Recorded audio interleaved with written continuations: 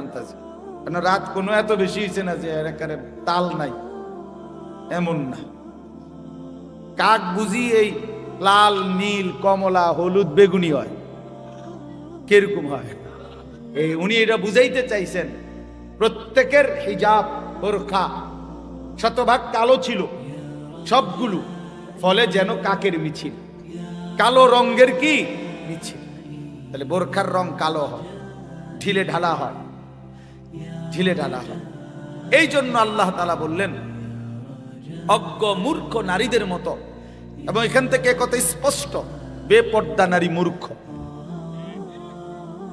এবং যত শুদ্ধই মারক উনি মূর্খ।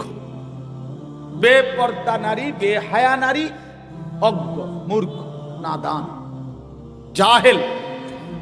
জাহেল, সে এখনো আলোই পায় নাই, সে এখনো অন্ধকার যুগেই আছে।